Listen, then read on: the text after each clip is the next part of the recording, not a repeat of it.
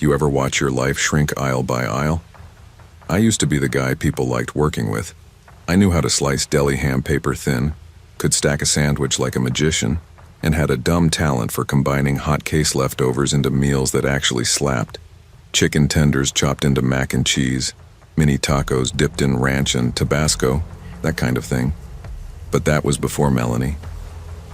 We dated for over a year, mostly quiet nights and lunch breaks in the walk-in cooler when no one was around. I loved her.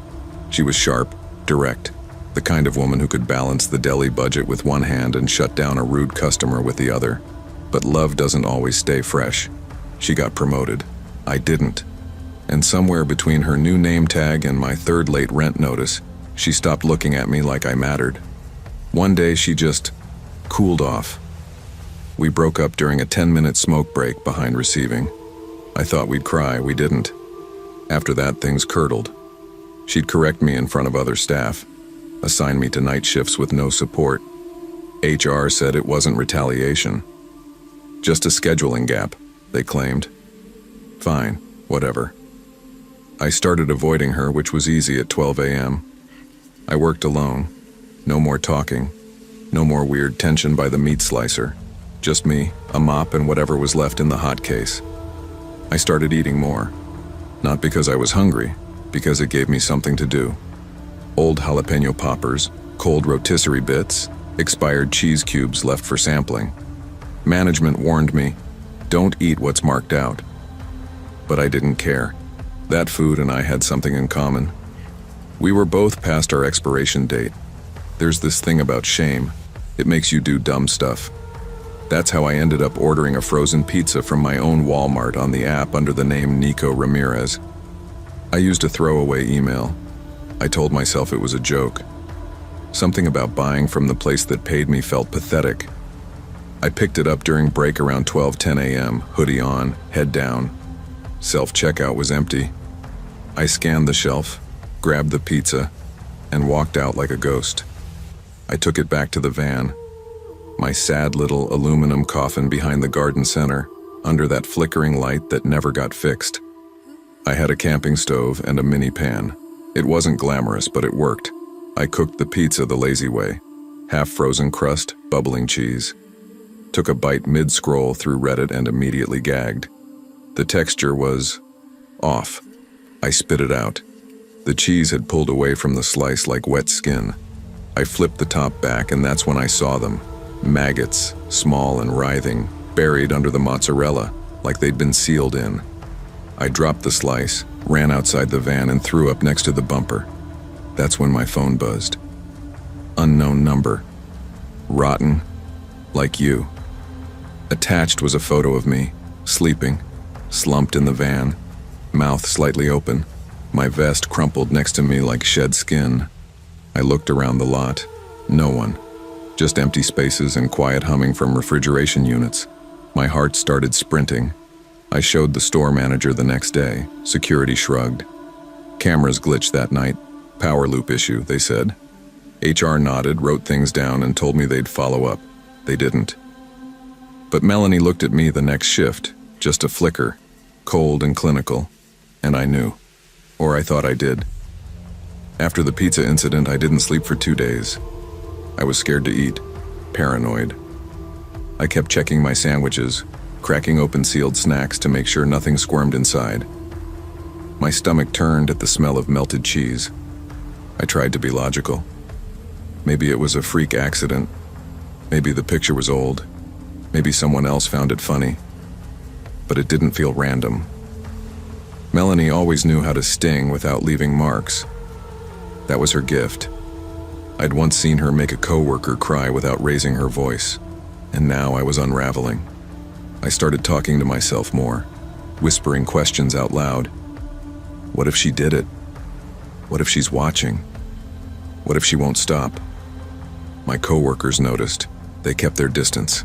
I asked to transfer, begged really, and by some miracle, it went through. A 40-mile bump to a location in Delano. New building, new boss, no Melanie. I left that Walmart like it was on fire.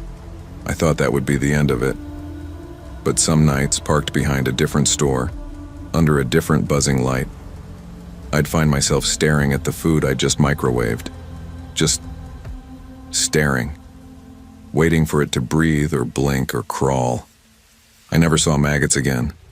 Not really. But I smelled them, or thought I did. My body flinches first. My stomach gurgles.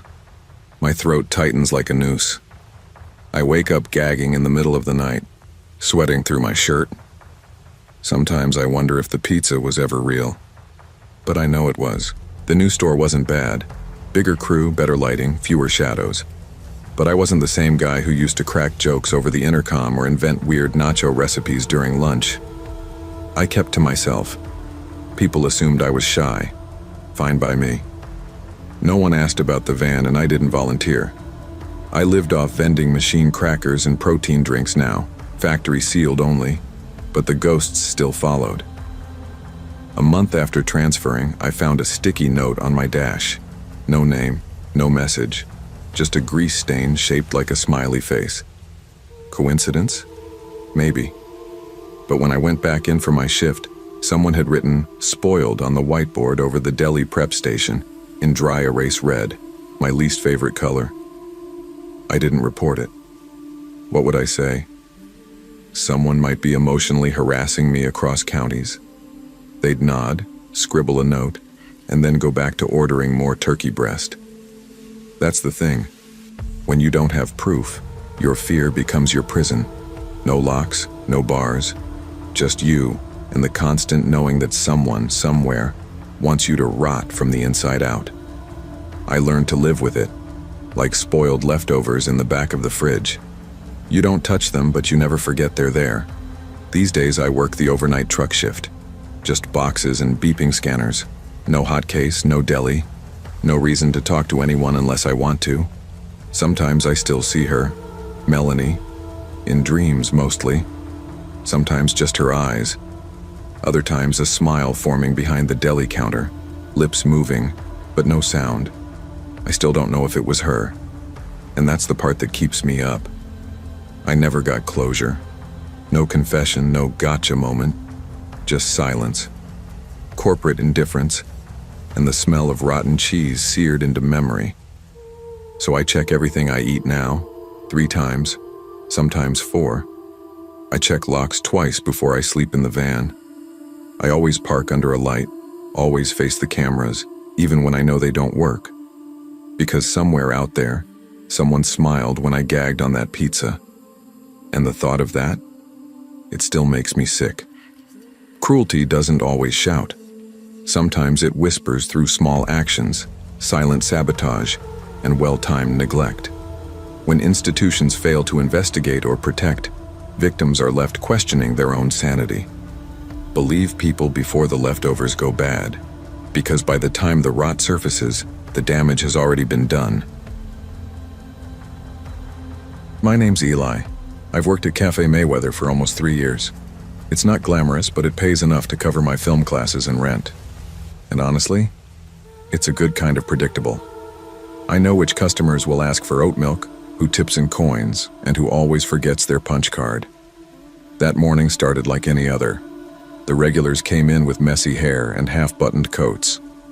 A dad bribed his daughter with a muffin to behave in the stroller.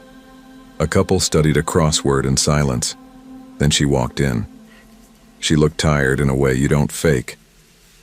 Hoodie pulled over greasy hair, dark crescents under her eyes, a diaper bag hanging from one shoulder. A baby slept in a front carrier on her chest. A little boy trailed behind her, clutching a dinosaur toy. She gave a weak smile and ordered a small latte. Nothing fancy. Then a minute later, she came back up to the counter, tapping her fingers nervously. "Hey, I'm really sorry to ask," she said, voice low. "But could I leave them here just for a minute? I need the restroom and..." I looked at her, really looked, the panic sitting just under her skin. "Yeah," I said. "Of course, I'll keep an eye out." She whispered a thank you and disappeared toward the back. I wasn't nervous at first. The baby slept on peacefully, chest rising and falling against the carrier. The boy sat quietly at a corner table, kicking his legs against the bench seat, humming something tuneless. Then I saw him. He came through the door like any customer would. Calm, clean, carrying nothing. Late 30s, maybe. Collared shirt, neatly tucked. His eyes scanned the room briefly before landing on the boy. He smiled, walked over, and leaned in close. "Hey, buddy," he said, soft and smooth. "Uncle's here." I froze. He didn't look at me, just reached down toward the baby carrier, like it belonged to him. "Thanks for watching them," he said casually. "I'll take them now." It was a blur, but something inside me lit up. Something cold and sharp. The hairs on my neck stood up. I stepped forward, keeping my tone flat. "Do you have ID?" He chuckled, like I was being ridiculous. "Who carries ID to get coffee?"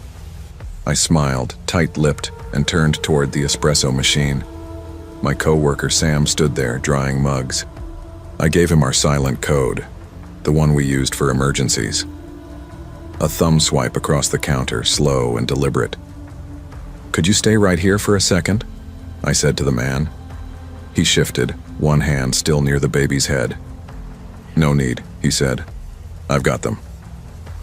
But then, like a jolt of lightning, the bathroom door opened. She appeared in the hallway, scanning quickly, and then stopped. Her eyes locked on the man beside her children, and her whole body changed. Number, get away from them," she screamed, full volume. Her voice cracked from somewhere deep in her chest. She rushed forward and grabbed both kids, pulling the baby into her arms and grabbing the boy by his jacket. The man didn't say a word. He didn't even try to explain. He just backed away slowly, hands raised like she was the problem. That's when she turned to me, breathless, shaking. "That's not their uncle," she whispered, eyes wet. "That's my ex. I have a restraining order. He's not supposed to be anywhere near us." Sam locked the front door before the man could exit. Another customer had already called 911. She sat in the back room with the kids. I brought her a glass of water and she was sobbing, rocking slightly. "I didn't think he'd find us here," she kept saying. "He's been gone for months. I thought we were safe." The police arrived within 10 minutes. They took statements. The man was calm, unbothered. He denied everything, but the officers had seen this before. The restraining order came up in the system. He was taken into custody. She stayed another hour. We let her breathe. I wiped down tables in silence, too jittery to do much else. She left with a friend who came to pick her up. The next morning there was a folded note taped to the register. "You saved my kids. I don't know what would have happened if you hadn't stopped him. Thank you. Truly." It was written in pencil, with shaky lines, no signature. I read it twice, then stuck it behind the espresso machine where no one would throw it out. Since that day, I've never let anyone leave a child without checking first. I don't care how polite someone seems or how many family terms they use. Uncle, aunt, family friend, none of it means anything without proof. I think about her sometimes. The way her voice cracked when she screamed. The way she held her babies afterward, like the whole world had tried to snatch them away. And I think about how easy it could have been to say yes, to not ask questions, to assume. You never think danger looks so normal, so polished, so calm, but it can. And that moment, those 10 seconds between suspicion and confirmation, they matter more than we think. Never let politeness override instinct. When it comes to the safety of others, especially children, ask questions, slow things down, and trust your gut. Not everyone who smiles has good intentions. Real heroes aren't flashy. Sometimes they're just the ones who ask for ID. There are some people you expect to live the rest of your life never hearing from again. And honestly, most days I was grateful Aaron was one of them. Then his name popped up in my inbox. It was a Facebook message. No frills, no subject line, just, "Can we meet?" Just once. My stomach knotted like it used to before I threw up before school dances. I stared at the screen for a good 10 minutes. I clicked his profile, new name, different city, barely any pictures. Same eyes, though. That charming, narrow-lidded stare I once would have trusted with my life. We hadn't spoken in 10 years. Not since that night in senior year. Not since the hospital. Not since I woke up with a cracked rib, blood in my mouth, and silence thick enough to choke on. No police report, no confrontation. He vanished. I heard rumors that he dropped out, that he moved west, that he blamed me. I typed, "Where?" He replied minutes later, "Mel's, Saturday night, out by Crestwood." Of course, neutral ground, quiet, halfway between nowhere. I told myself I was going for closure, but deep down I think I was still chasing an apology. Mel's looked exactly like you'd expect an old highway diner to look. Faded vinyl booths, a jukebox stuck on 90s country, and a waitress who didn't care much for small talk. The kind of place where eye contact is rare and stories get left in the parking lot. I got there early, ordered a coffee and tried not to fidget. My fingers tapped the ceramic mug too much. I hated that I still cared how this played out. He showed up 20 minutes late, same confident walk, same crooked grin, still wiry, maybe a little grayer around the temples. Wearing a hoodie and jeans like we were back in college, like time hadn't hardened me and worn him out. "Hey," he said, sliding into the booth across from me. "Hey." It started fine, surface level. Shared jokes, stories about mutual friends we'd both lost touch with. We laughed a little, and for a moment it was like being 20 again. But I could see it, in the way he didn't hold eye contact too long, in the way his fingers twitched near his glass every time the past crept too close to the surface. He ordered a beer, then another. I stuck with coffee. "You remember that night at the cabin?"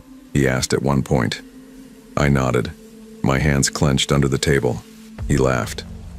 "Man, we were so dramatic back then." I didn't laugh. It didn't take long for things to sour.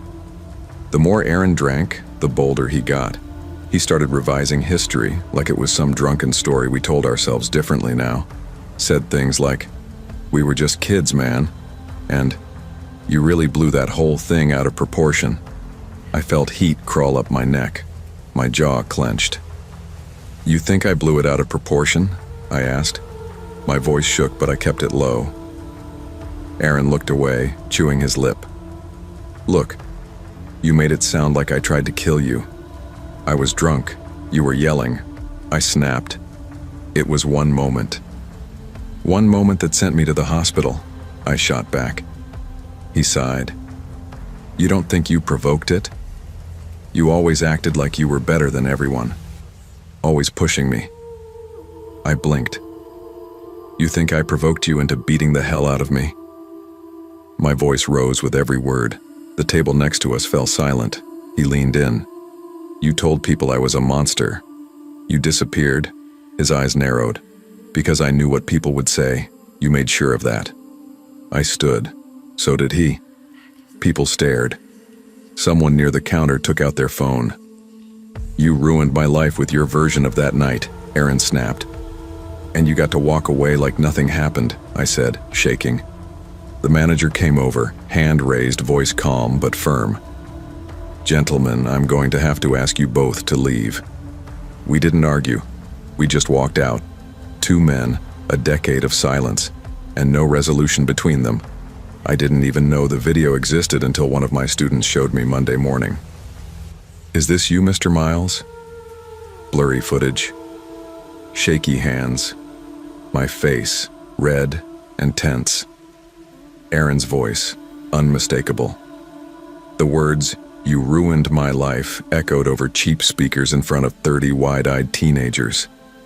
It made local rounds, one of those diner drama clips that people love to dissect. The school board wasn't thrilled. They called it a distraction. I was asked to take a leave. Unpaid, of course, for the sake of stability. Aaron deleted his socials. I never responded to the post, never gave a statement. What would I say? That I wanted closure and got humiliation instead? Mel's became something I saw every time I drove out past Crestwood. The place where I tried to finally speak my truth and got swallowed by it instead. People say confrontation brings healing. That closure is something you can carve out with words. They don't tell you how often it just reopens what never healed. Sometimes I drive past Mel's.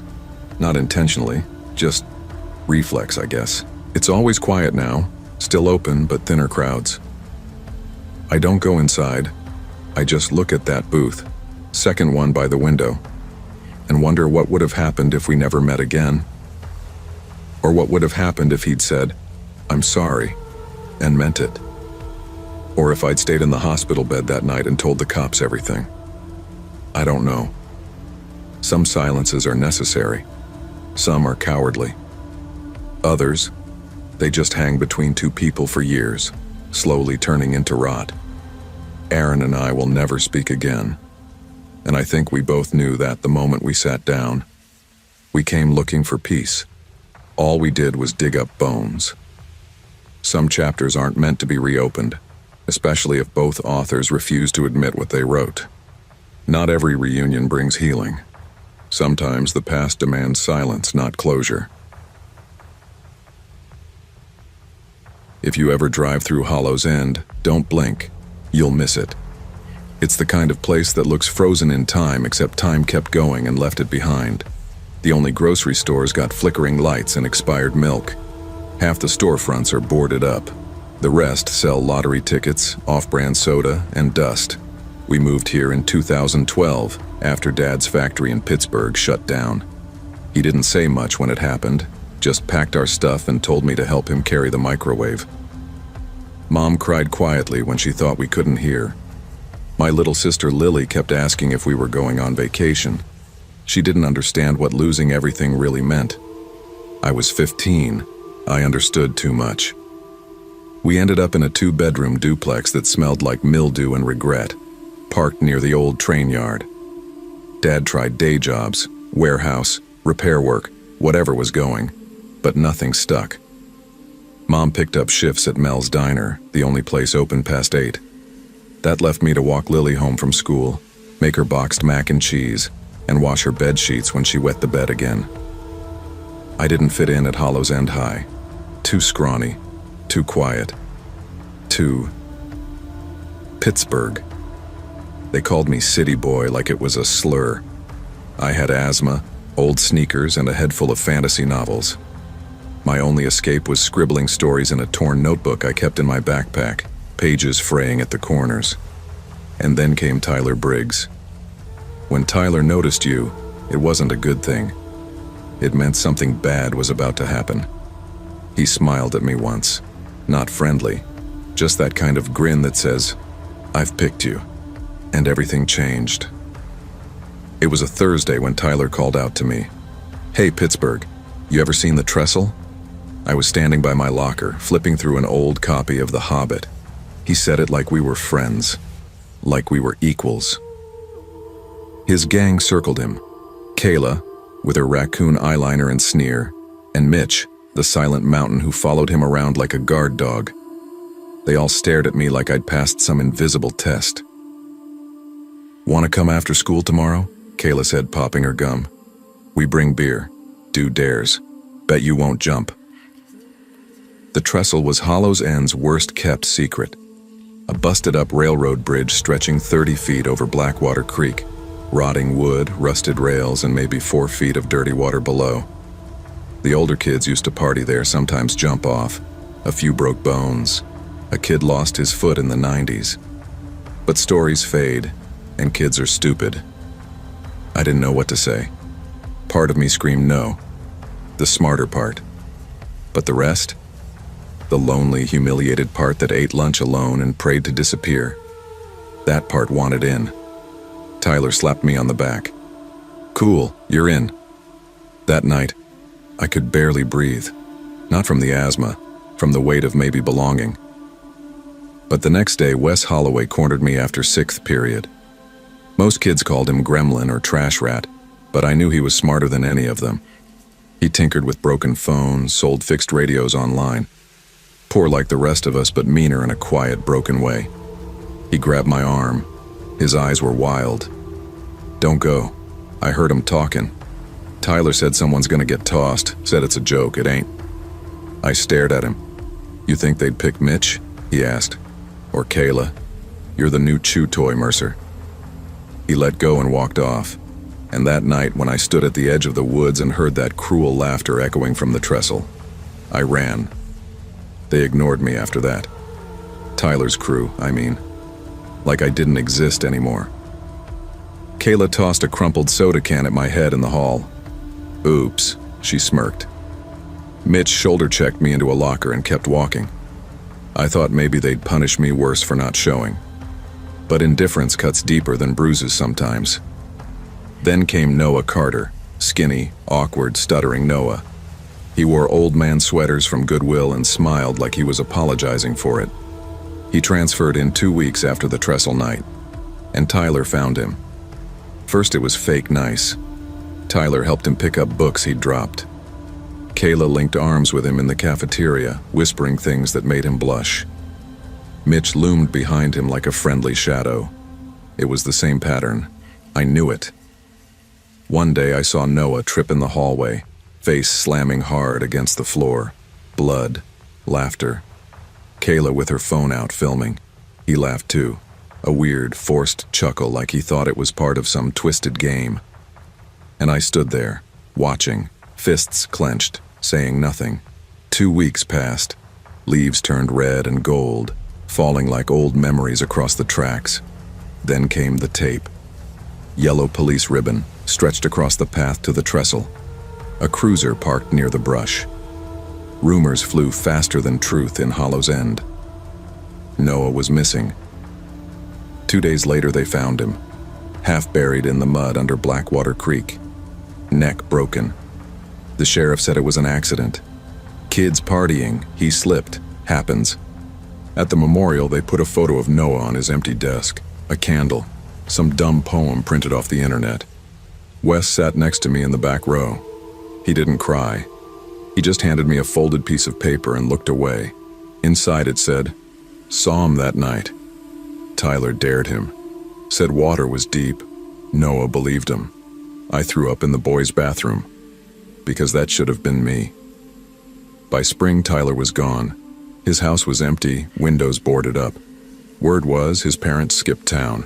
Foreclosure papers fluttered in the breeze. Kayla tried to stay queen bee, but without Tyler, the throne was empty.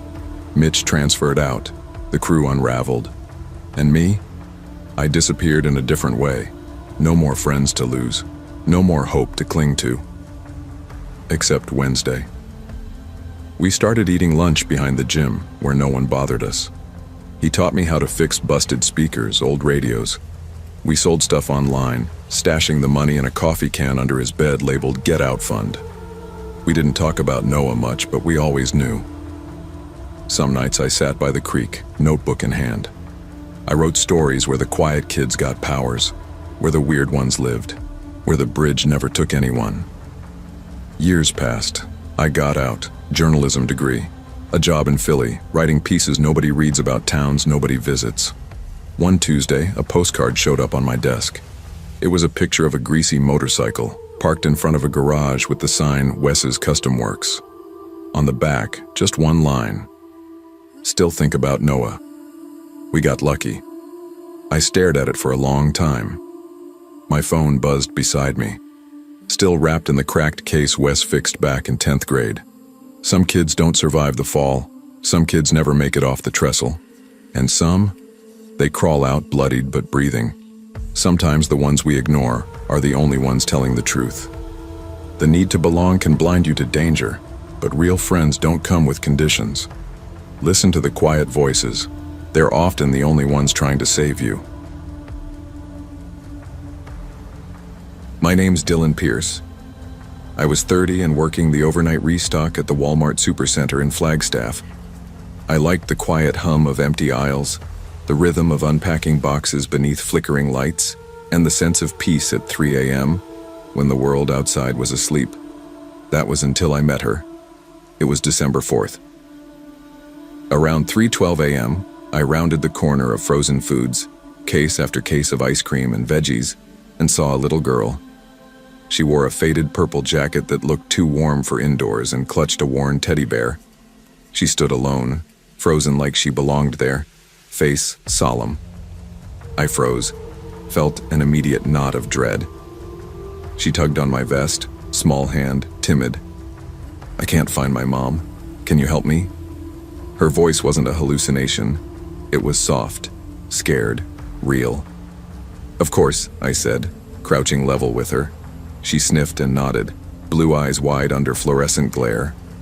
I radioed my supervisor, telling them I found a child by frozen food. When I looked up again, she was gone. One moment she was there, the next she stepped into aisle 19 and disappeared into the darkness between shelves taller than my head. I ran after her, heart in my throat. But the aisle was empty, silent except for the overhead AC hum. No teddy bear, no footprints, just emptiness. I brushed off the adrenaline as a misunderstanding. Maybe she sneaked off with her parents, but I couldn't shake the chill in my bones. That night, loneliness settled in the cold concrete floor, because something about that little girl felt wrong, and I was already too deep. The next night, I stayed late, even after shift ended, just walking frozen food aisles to clear my head. It was after 3 a.m. when I saw her again. That same purple jacket. She stood across the ice cream freezers, only in peripheral vision. I turned fast, blinked.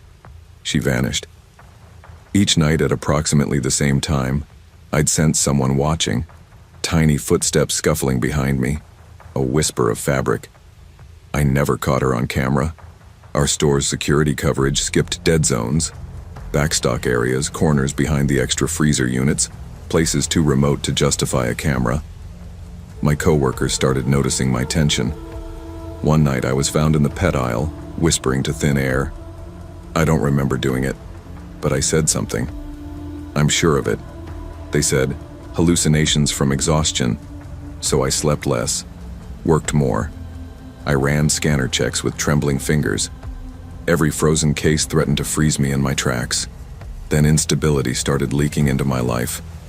I lay awake catching breath in the darkness, staring at the ceiling. My dreams were always that little girl's face, silent, ignoring the refrigerator lights. Eyes pleading help me, but no one there to hear. Weeks passed. My anxiety escalated, so I searched the store's shared drive to see if there were reports of lost children or incidents. Among delivery logs and inventory mayhem, I found it.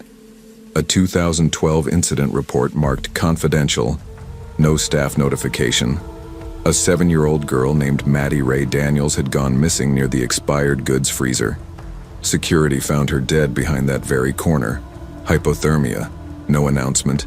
No alarm announcement. Just a pocket file nobody talked about. My heart froze. That was the spot. Aisle 19. Behind the freezer I passed nightly. I printed the report pages, hands shaking so bad I nearly dropped the photocopied sheets.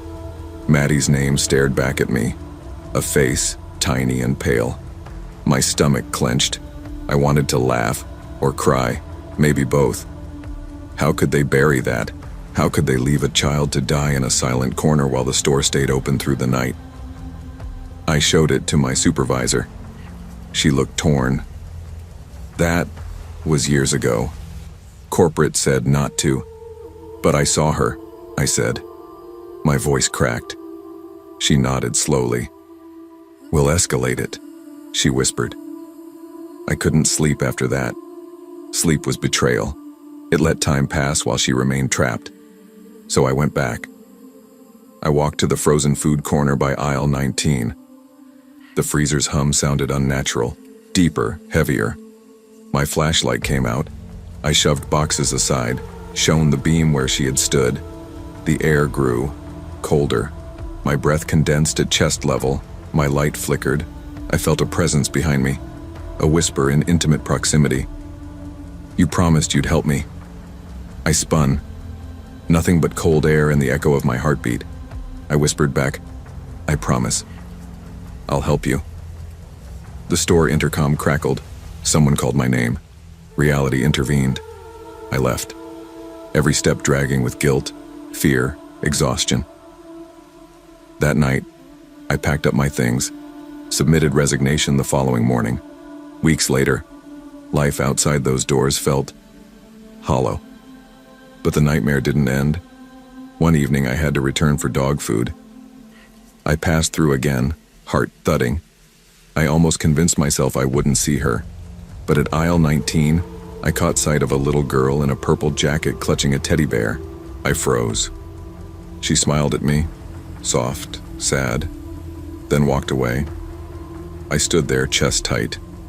My promise hung in the fluorescent air. Compassion demands action, even when no one else believes. Silence about tragedy doesn't erase it. Listen to the voices that whisper in the margins. Some children, especially those long gone, wait for someone who'll keep their promise. Help can transcend life and death, and a silent apology in the cold may be the only thing that brings peace. They told me I'd notice her eventually. I was barely 2 weeks into my new waitress job at Sunny Skillet when Gina, one of the older waitresses who'd been there longer than some of the kitchen pans, nodded toward booth 6 with her chin. See her? That's Doreen. Wednesdays. 2 black coffees. Always the same. I followed her gaze. A woman in her 50s sat there, posture perfect, purse perched on the vinyl beside her like it had its own seat. In front of her, 2 steaming mugs, one held between her weathered fingers, the other untouched. She waitin' on someone? I asked. Nope, Gina said, popping her gum. Never has. But don't ask. She's harmless, tips well, and doesn't need us poking around. So I didn't. Not at first. Every Wednesday, 3 p.m. she came in, sat in booth 6, ordered 2 coffees, stayed for maybe 45 minutes, eyes drifting to the door like clockwork every time the chime rang. The second cup always went cold. She never looked sad, but she never looked happy either. Just waiting. After a while, I started saving her booth when I was on shift. I made sure the coffee was hot. I stopped pretending I wasn't curious, and I started wondering, who was that second cup for? It was late spring when I finally asked. A storm had just passed, and the cafe was nearly empty. The air smelled like wet grass and burnt toast. Doreen was there, like always, booth 6. Her hands cupped around one mug while the other cooled, untouched. I was wiping the counter when something just made me do it. I grabbed the fresh pot, walked over, topped her off, and softly said, "Expecting someone today?" Her eyes snapped up to mine, wide and panicked. I instantly regretted it. She opened her mouth, then shut it. Her chin trembled, then she started to cry.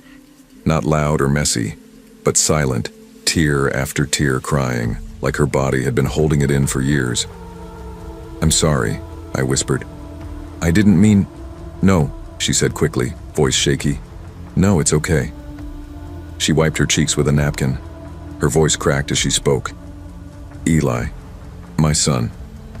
He got out about 3 months ago.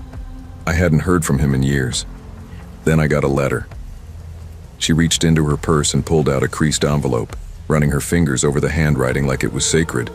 He wrote, "Maybe I'll find you again. Wednesdays still work." That second cup? It was for him. I couldn't stop thinking about her. That night I sat down with my laptop and wrote a blog post. Nothing dramatic, just honest. I changed her name, called her M, said she was a woman who waited every week for a son she might never see again. That the second coffee stayed full, that hope could fit inside a porcelain mug. I posted it on Medium, went to bed, thought maybe 10 people would read it.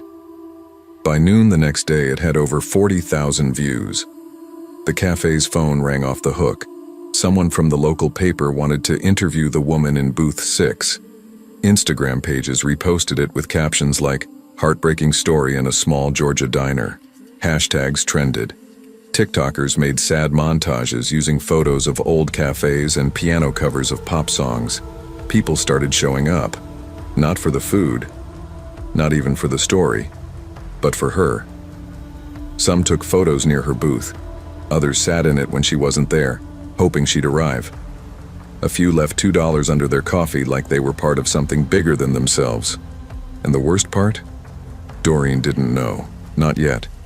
The next Wednesday was chaos. By 2:30, we had a line of people out the door, all murmuring about the coffee lady. One group of teens brought a ring light. A woman in yoga pants asked if we sold merch with her quote on it. I didn't even know which quote she meant. I kept checking the door, heart thudding. At 3:05, Doreen walked in. She froze. Her face, usually so composed, collapsed into quiet panic. Her eyes scanned the crowded diner, phones, cameras, whispering. Someone actually gasped when she walked toward booth 6. Then she turned. Didn't sit, didn't speak. She just walked back out the door. I chased her outside. "Doreen, wait, please." She stopped on the curb, eyes brimming. "You told them?" she asked. Not angry, just broken. "I didn't use your name," I said. "I didn't think it would. I was just trying to." Her voice cracked. "I didn't want to be a story. I just wanted to wait." Then she was gone. She never came back. I waited the next Wednesday, and the one after that. Booth 6 stayed empty. For a while, people kept asking. Then it faded. The internet moved on. The viral blog got buried under the next tragedy of the week, but not me. I never deleted the post. I added an update. I said she'd stopped coming. That sometimes when you shine a spotlight, all you do is blind someone who never asked for attention. We still keep her favorite booth open on Wednesdays. We still brew 2 black coffees at 3 p.m. Some weeks, someone leaves $2 beneath the second cup. I never see who, but I always hope it's him. Not every act of kindness needs an audience. Sometimes the quietest hopes are the most sacred, and turning someone's private pain into a public spectacle only steals what little peace they have left. Let people wait in peace. Let stories stay theirs. When I moved to Richmond, I wasn't chasing dreams. I was running from disappointment. A breakup that left me hollow. A lease I couldn't afford, and a job market that seemed allergic to resumes. I landed the overnight shift at Walmart almost by accident. The posting said, "Returns Associate, immediate start." I applied at 2 a.m. during a bowl of cereal and got hired 2 days later. Night shift had its perks. No crowds. No corporate nonsense breathing down your neck. I liked the routine. Clock in at 10 o'clock, sort refunds, restock, and answer the occasional question about expired coupons or where the rice cookers were. It was simple, predictable, safe, but predictable gets lonely. After months of talking only to coworkers, my cat, Olive, and whatever customer returned an air fryer at 3 a.m., I gave in to the boredom and downloaded PairUp, a dating app. One of those newer ones with little voice prompts and cute compatibility quizzes. I wasn't looking for a soulmate, just a reason to smile between shifts. That's where I met Nathan Riddle. He was kind, a little shy in his messages, but thoughtful. Always asking how my night was. Said he worked late hours too, doing freelance design. His profile pic showed a guy in a dark hoodie with a crooked smile. Not model handsome, but soft. Normal. We messaged for 3 weeks straight. No pressure, no weird pickup lines. Just casual banter and silly memes. He even joked once about showing up at Walmart just to surprise me. I laughed it off. I wish I hadn't. I saw him the first time by self-checkout. It was just past 1:45 a.m. on a Saturday. We were dead slow. 3 carts in the entire store. I'd just finished restocking bins behind the service counter and was stepping out to get a water when I caught someone standing by the clearance rack. He wasn't shopping, just standing. Gray hoodie, hands in his pockets, smiling directly at me. And it was him, Nathan. My heart hiccuped. That moment where your mind tries to convince you it's a coincidence. Maybe he lives nearby. Maybe it's not him. Maybe it's just someone who looks like... He raised a hand. Just a little wave. Not dramatic, like we'd been expecting each other. I didn't wave back. I turned, went behind the counter, and tried to swallow the sudden lump in my throat. When I peeked again, he was gone. I didn't sleep when I got home that morning. I sat at the kitchen table, Olive curled by my feet, staring at our old message thread on PairUp. Wish I could see you in real life sometime. He hadn't asked where I worked. I never mentioned it. I unmatched him, deleted the app, told myself maybe I'd overreacted. Maybe he just got lucky. Maybe I posted a photo in uniform once and he figured it out. People are curious, right? But then the notes started showing up. The first was under my keyboard at returns. You looked tired last night. Long shift? The handwriting was small, neat. Black ink on a yellow post-it. I didn't tell anyone right away. I wasn't sure what to say. But when I got back from break the next night and found a still warm cappuccino at my station, caramel swirl, no sugar, exactly how I like it, I knew I wasn't imagining things. I finally told my shift lead, Amanda. She raised an eyebrow, sipped her Diet Coke, and said, "Yeah, that's odd. But customers get weird sometimes. You sure it wasn't someone just being flirty?" "I never told anyone where I work," I said. "Not online, not on the app." Amanda shrugged. "Cameras are up. If anything happens, we'll catch it." That was the end of the conversation. No follow-up, no offer to check footage. Just weird customer stuff. A few nights later, I walked out to the parking lot after my shift. The air was cold enough to sting. I was halfway to my car when I noticed something taped to the windshield. A single sheet of paper. I stopped, stomach already turning. I didn't want to look, but I had to. It was a screenshot, my old PairUp profile. Same photo, me in the sunflower hoodie, grinning in front of my fridge. But now, someone had drawn a heart around my face, red ink, like a Valentine. I ripped it off and locked myself in the car, hands shaking. I didn't drive home for almost 20 minutes. Just sat there, staring at the entrance, trying to see if anyone was watching. I filed a report with store management the next day. Then I went to the police. Walmart said the camera footage near the parking lot glitched that night. Of course it did. The police were sympathetic but honest. Without proof, they couldn't do much. Nathan's profile? Gone. Wiped like it never existed. I called out for a week, took Olive and stayed with a friend across town. When I came back, I transferred stores within a month. A new Walmart, new co-workers, new routine, but not a new me. The new store was fine. Clean, brighter, less lonely. I told no one about what happened, but I couldn't shake the habits. Checking my car windows before getting in, glancing behind me while returning bins, starting and ending each shift with a quiet inventory of everyone who came near me. For a while, things were okay. Until 2 months in, I found a folded note between the stacked receipt rolls. "Still think about you, always." It was the same handwriting, no name, no fingerprint, just those quiet, awful words. I didn't tell anyone, not that time. What would I say?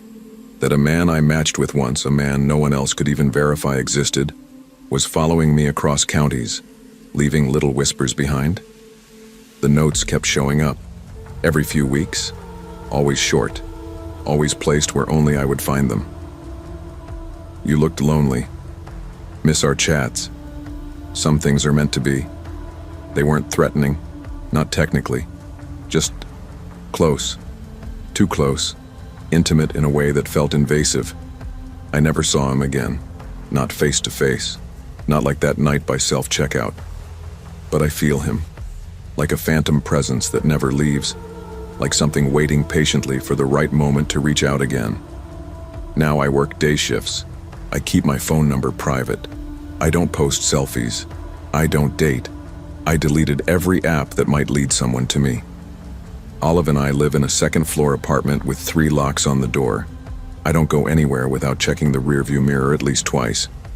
People tell me I'm paranoid. Maybe I am. But here's the thing. They weren't there. They didn't feel what it was like to be chosen by someone who never had your permission to care. Every now and then, a new associate will ask, "Why'd you leave Richmond?" I smile and say, "Needed a change." I never say the rest, that I was followed, that I still am, maybe. Because some people don't come charging out of the dark. They walk into your life slowly, carefully, like it was meant to be. Romantic interest becomes obsession the moment it ignores consent. Always trust your instincts. Protect your boundaries, even when the danger doesn't look dangerous. Because the scariest stalkers don't wear masks, they wear smiles. I didn't expect our small Denver cafe to become a drama scene, but life is full of surprises. I'm Claire, a literature graduate working coffee shifts and applying for editorial internships. My co-workers and I shared playlists during closing shifts, swapped book recs during the rush. It felt familiar and safe. That changed when Jamie arrived. Quiet kid, late 20s, covered in music tattoos, mostly sleeve and forearm ink. Dark eyes, soft-spoken. At first he was just that new guy, polite, helpful, a bit awkward. I smiled when he asked for my Spotify login. We bonded over post-rock and poetry. It was normal camaraderie. Then, one morning after a slow shift, a customer left a Google review. Jamie's drink was wrong. Service felt cold. Harmless, right? He took it to heart. He stared at my barista apron like it was lit on fire.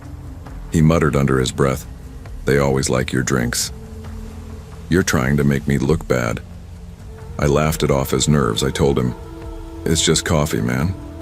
Customers have feelings." He nodded but didn't say more. He had dark circles under his eyes that week. Looked like he wasn't sleeping. Over the next few days, things got weird. One afternoon, I was deep into stacking muffins behind the pastry case. I caught him, phone tipped slightly, filming me. I confronted him.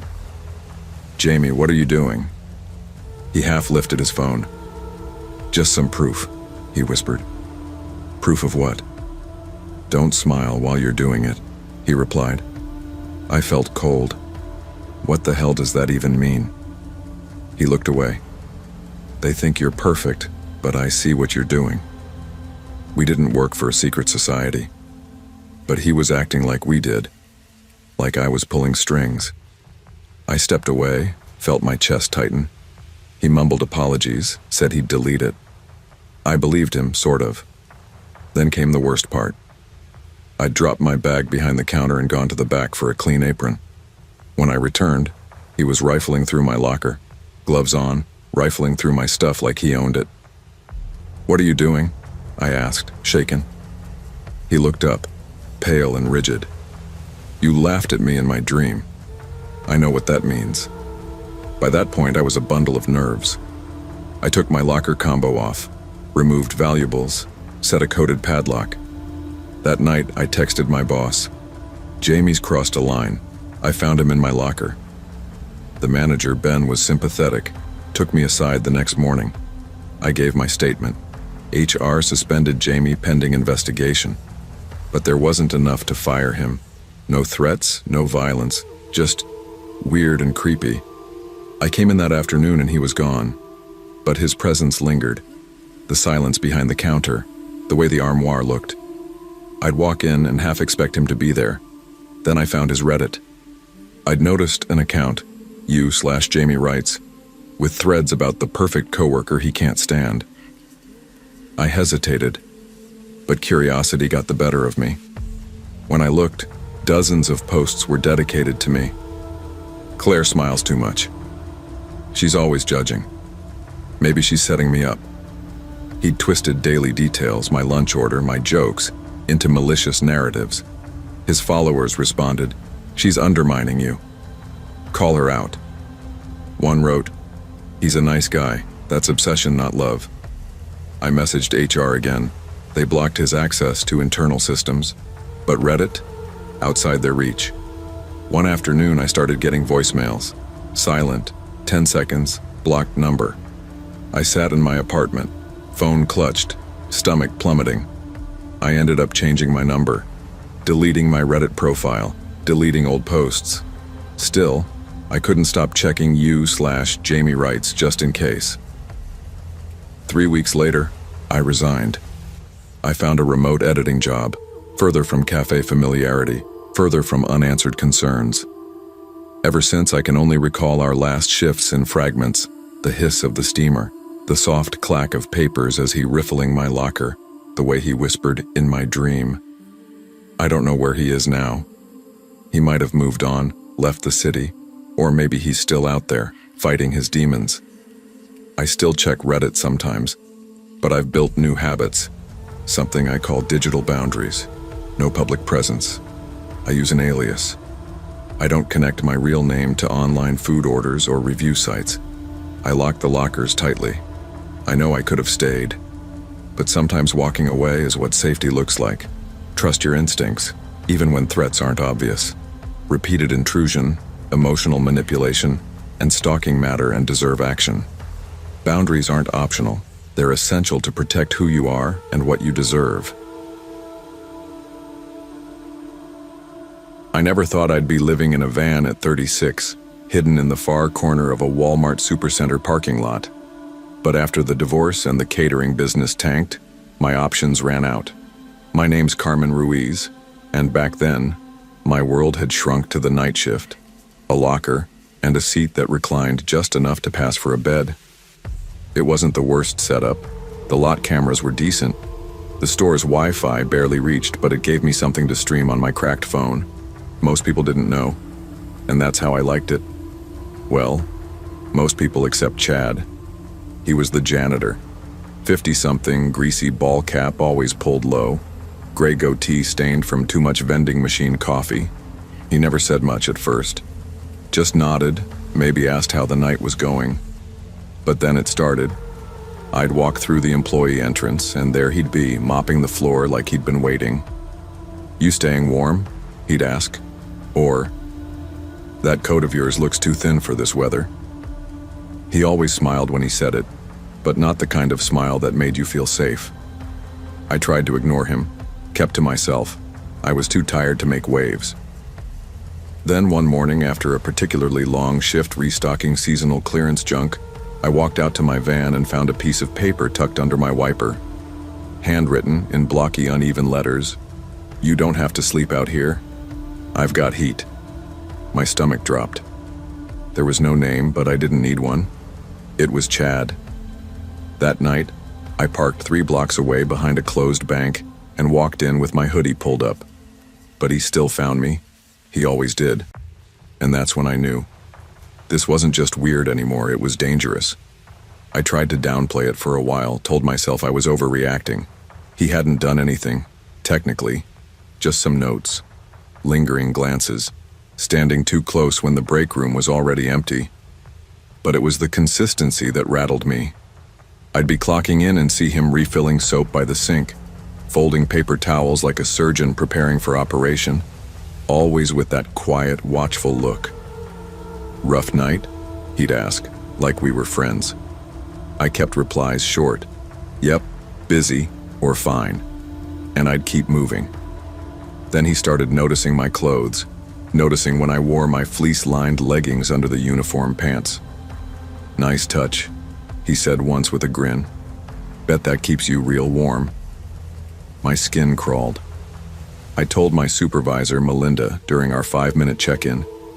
She was mid-20s, overwhelmed, and always behind on paperwork. I could tell she didn't want the extra trouble. "Have you told him to stop?" she asked. "I haven't exactly invited it," I said. "He's watching me, leaving notes. It's not right." She sighed. "Okay, I'll talk to him. Just, let's not make this a whole thing unless it gets worse, all right?" That talk must have happened because 2 nights later, Chad didn't say a word. Just walked past me near the staff lockers, mop handle bouncing on his shoulder, face unreadable.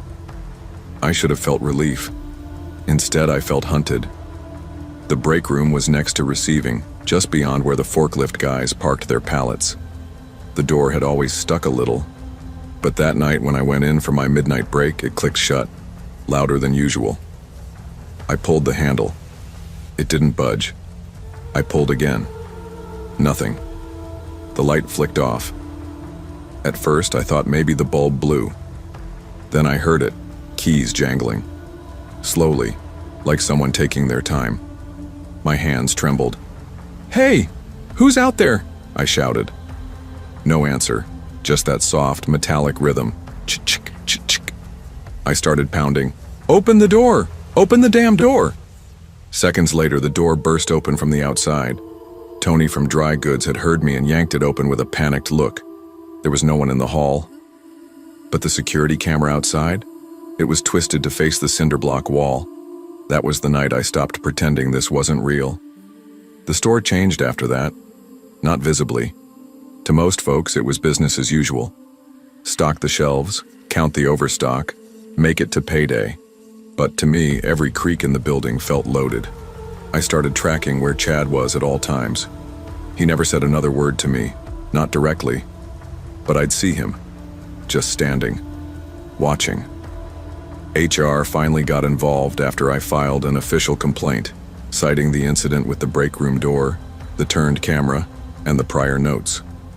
Their response? "We'll conduct an internal investigation." 2 days later, I was called into the office. "Chad is no longer with the company," they said. No details, no apology, no police follow-up, just gone. I kept asking myself, what would have happened if Tony hadn't been there? If I hadn't screamed loud enough? If I hadn't already been scared enough to notice things? I knew the answer. Deep down, I think I always knew. My shifts felt longer after that. I barely ate. The cold seemed to seep into my bones no matter how many layers I wore. One night, in the middle of zoning aisle 7, I caught myself crying quietly, cans of beans blurring through my tears. I didn't want to be tough anymore. I just wanted to be safe. In January, I found a women's shelter on the edge of town. It wasn't perfect. 4 bunks to a room, strict curfew, but it was indoors, warm, and the doors locked from the inside. The first night I stayed there, I slept straight through for the first time in weeks. I gave my 2 weeks' notice the next day. Nobody asked why. Melinda nodded and said, "I get it." That was it. No one ever really acknowledged what had happened. Not to me. Not publicly. Chad became just another name scrubbed from the payroll system. A ghost in steel-toed boots. But I carried it. The fear didn't leave just because the name tag did. Even now, I still flinch when I hear keys clinking behind me. I always check store ceilings for cameras and make sure they're facing the right way. I never sit with my back to a hallway. That's just how it is now. You live through something like that, and the world never feels unarmed again. Some nights I lie awake in my shelter bunk, listening to the distant sound of footsteps in the hall, and wonder how many other women are out there, like me, holding their breath, hoping someone believes them before it's too late. Not everyone gets a Tony. Not everyone escapes before the door clicks shut. That's why I'm telling this. Because someone will read it at 3 a.m. in a quiet back room. Because maybe you felt eyes where there shouldn't be any. Maybe someone smiled too long, asked too much. Maybe you've doubted yourself like I did. Don't. Trust your gut. Keep records. Speak loud, even when they call it drama. Because the break room door should always open from the inside. And no one should have to scream just to be heard. Believe women when they speak. Silence is what predators count on. Indifference is what enables them. Real safety begins when we stop protecting reputations and start protecting people. Don't wait for a locked door to take someone seriously. I'd been working at the downtown coffee shop for 6 months when everything started to feel off. My name's Jaya. I'm 24, balancing barista shifts with evening design courses. The shop is a familiar hangout for students, freelancers, and influencers, pastel-walled, Edison-lit, steeped in vanilla and espresso. I liked the vibe. Friendly coworkers, familiar customers. It was simple, until Alex joined. He showed up during training, taller than most baristas, with a warm smile and better genes than mine. Charming, enthusiastic, double-tapped my Instagram feed by the end of shift 1. His texts were long, wallpapered with haha and emojis, but I shrugged it off. Friendly boundaries. I followed back to be polite. We chatted. He asked for coffee tips, watched me make drinks, complimented my latte art. On his first night shift, he gave me a hug at the end of service. I laughed. Need to tone it down, I said. Dude, you're new. He shrank back. I thought he understood. But I didn't know how much he didn't. The texts began after hours. Just saw your story. It spoke to me. Hey, you awake? 2:14 a.m. I feel like we connect. You make me feel less alone. I smiled at first, but answered carefully. Thanks, I'm sleeping. There are plenty of people here who care. Hey, I'm not available. But he'd send again at 6:30 a.m. Good morning. It wouldn't stop. His messages got longer. Confessionals. No one understands me like you. I pour everything into your presence. He'd ask about my weekends, scent, favorite coffee, like he was mapping me. Do you always wear grapefruit on Fridays? He texted. I deleted that one. Offline, it leaked into shifts. He'd show up 30 minutes early, hover near the break room until I arrived, sometimes stand behind me in line when I wasn't working. Ask, how are you sleeping? You look tired. I started nodding politely, avoiding eye contact. All the signs were flickering red. Too late. I blocked him on Instagram, deleted his number, thought it was done. Until break one afternoon. I peeked out the back door to smoke. Found him leaning on the dumpster, voice shaking. Why would you hurt someone like that, after everything I gave you? The world froze. His face was torn, pained. I felt nothing. Disbelief. I'm sorry, he whispered, but his breath smelled of cheap cologne and desperation. Leave me alone, I said, voice tight. Then I walked back inside.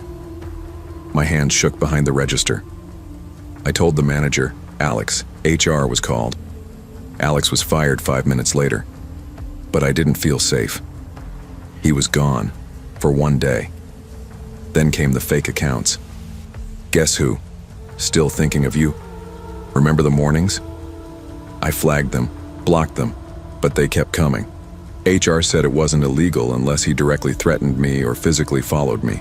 Legally fine, emotionally devastating.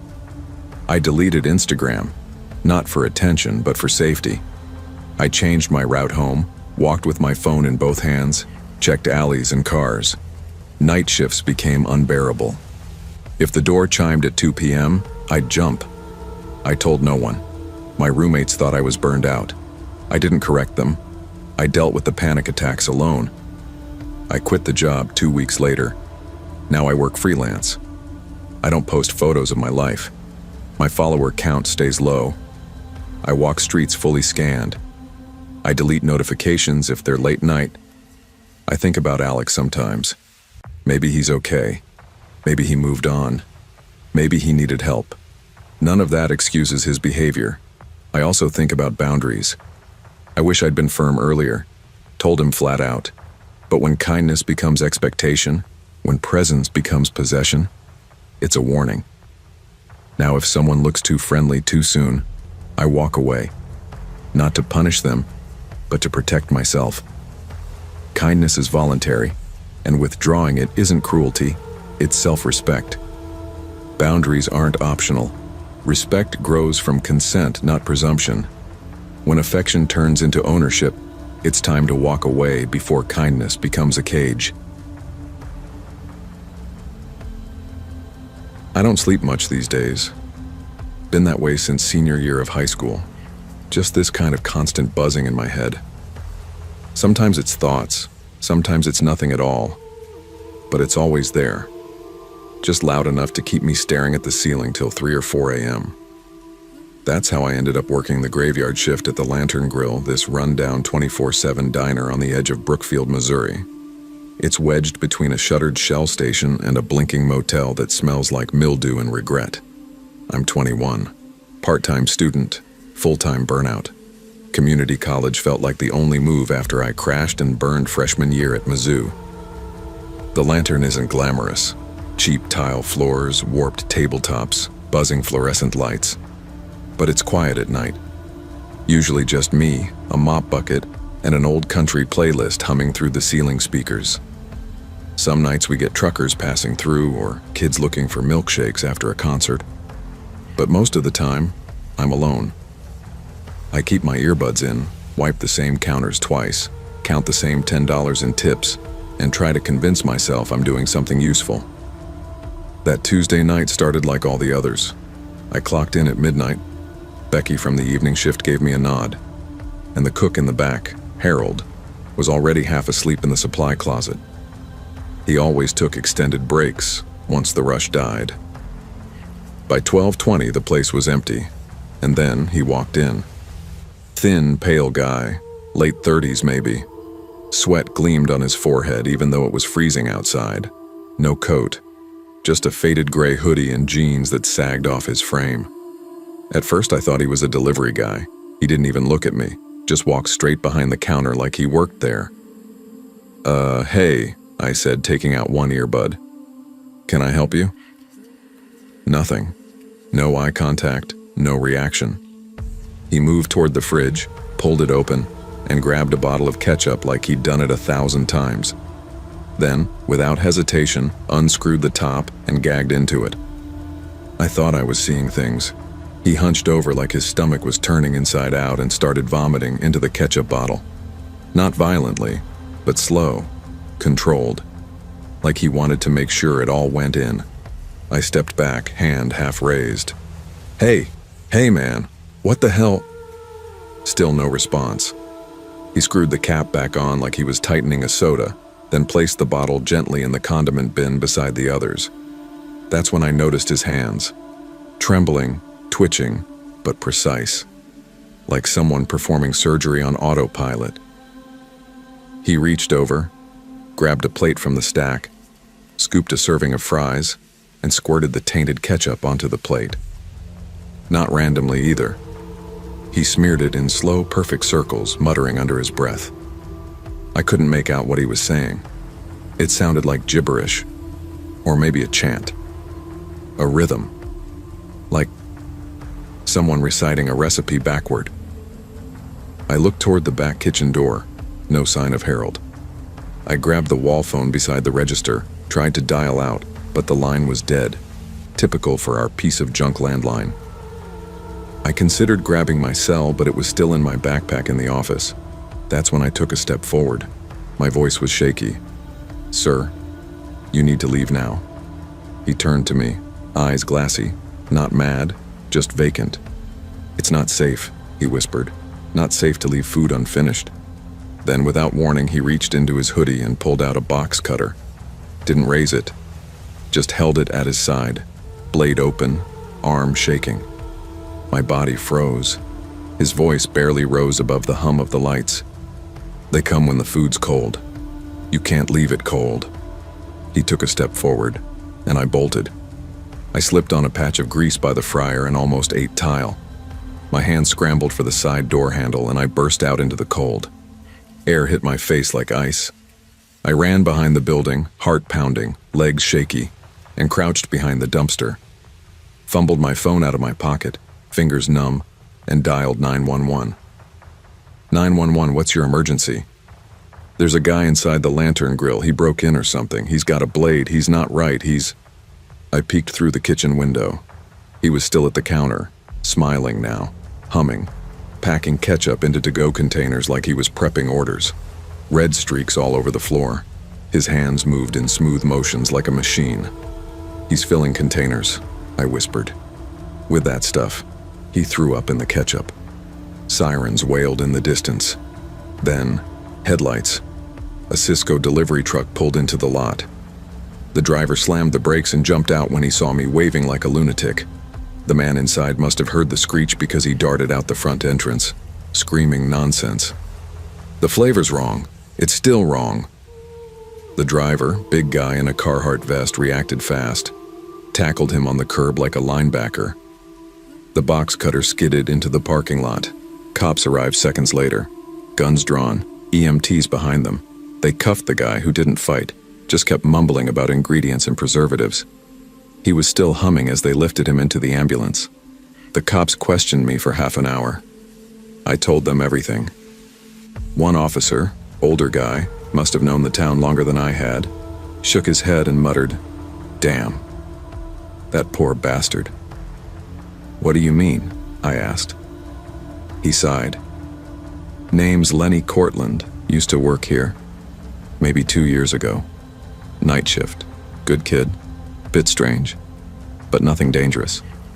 Then one night, boom. Total breakdown during lunch rush. Said the soda syrup was talking to him. Started throwing forks at the window. They fired him the next day. I blinked. No one ever told me. Probably didn't want to scare you off the job. Turns out Lenny had been squatting in an abandoned house a few blocks over. No family around, no meds. Slipped through the cracks like so many do. Becky joked about it when she came back in. You see the ketchup bottle? Wonder if he seasoned it. I didn't laugh. I threw it away myself, wrapped it in 3 layers of trash bags and buried it in the outside bin. I never told her about the smell, about how it lingered on the counter even after bleach. Something sickly sweet like rotten tomatoes and bile. I quit night shift 2 days later. Told my manager I had classes in the morning. That was half true. The other half was that I couldn't be in that building after midnight without feeling like someone was watching from behind the fridge. Like a shadow would slide out from the condiment bin any minute. I still eat out sometimes. Diner food, gas station burgers, late night Waffle House. Can't help myself. But I check the ketchup bottle every single time. I twist the cap, check the seal. Twice, just in case. Mental illness doesn't always wear a warning sign. The people we forget, the quiet, the odd, the discarded, don't disappear. They just go unseen. And sometimes they come back, not to hurt us, but because they were hurting the whole time. I always thought Harvey's Corner was a good place to start. Small town West Virginia, tucked in between a rundown car wash and a movie theater still playing films 2 weeks late. Harvey's was the kind of diner where old men drank black coffee at 6 a.m., and teenagers clocked in right after school, still in their sneakers and work uniforms from second jobs. For me, it was just supposed to be a summer thing. One last push before college, a way to earn enough to buy bedding, maybe a mini fridge. I wasn't aiming for glory, I just needed a paycheck. I was hired on as a dishwasher, nothing fancy. Scrub, rinse, repeat. Most days I kept to myself, headphones in when I could sneak them, smile small and quiet. I didn't want trouble, just hours. Tony was my manager, 36, ball cap always turned backward, sleeves rolled up like he was still a teenager himself.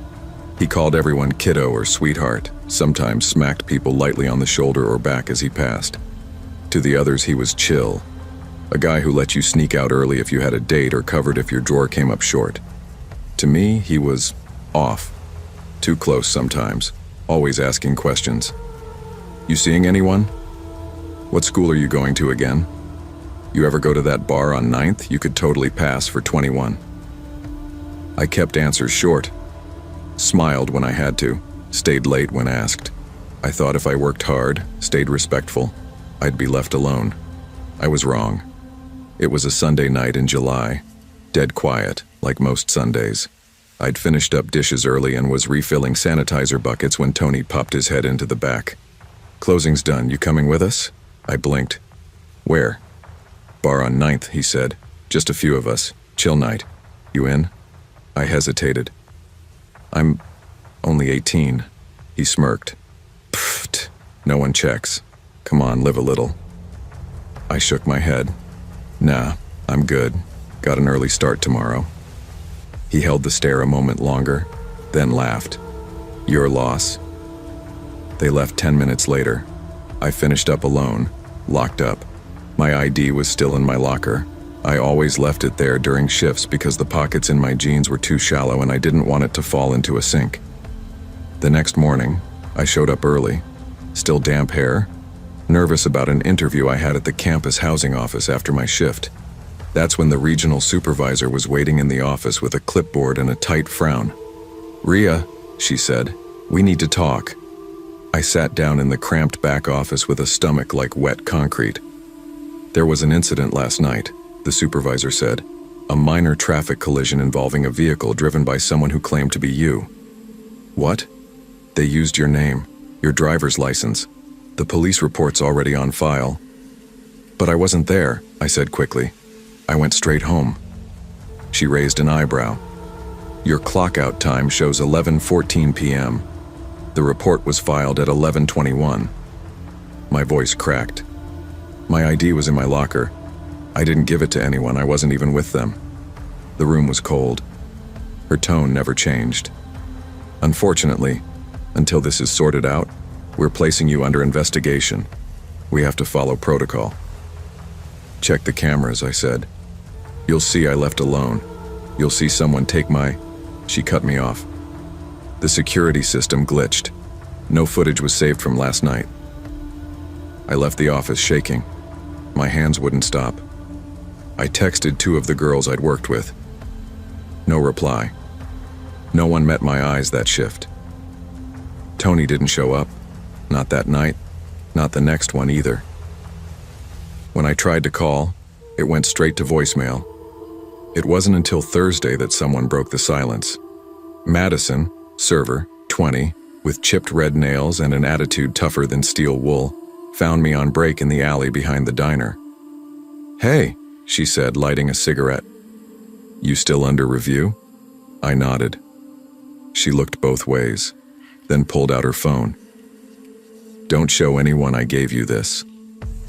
It was a short video, shaky, grainy, taken from a staff member's phone. Showed Tony opening my locker, pulling out my ID, laughing with a buddy in a black hoodie. "She won't even know," he said. "She's a ghost in this place anyway." I felt like my bones turned to ice. Madison exhaled. "You're not the first." He used Jenna's name for a fake reference call last year, and he told Brittany he needed her info for a training log. Her name ended up on some account she didn't even know existed. "Why didn't anyone say anything?" I asked. She flicked ash off her sleeve. "Because no one listens to girls like us when we do." HR dropped the review a few days later. I never got an apology. I quit the next morning. What stayed with me most wasn't the betrayal. It was how fast everyone pretended like nothing had happened. Like the name on that ticket hadn't been mine. Like the job wasn't supposed to be safe. I lost my early dorm spot. I missed the deadline by 3 days. They gave it to someone else on the wait list. I moved in late, stuck in temporary housing for 2 weeks, then crammed into a triple that never stopped smelling like old ramen. Tony disappeared. Rumor was he moved to Ohio. Got a job at another diner. New name on the staff list. New batch of kiddos to joke with. I tell people I learned a lot that summer, but what I really learned was this. Sometimes the danger doesn't come from strangers. It wears a name tag. It smiles at you on payday. It tells you to live a little, and if you're quiet enough, polite enough, invisible enough, it takes what it wants and walks away. A job should never cost you your name. Trust is earned, not demanded. And silence isn't professionalism. It's just the sound of someone else's power echoing off the walls. Speak up, even when your voice shakes, especially then.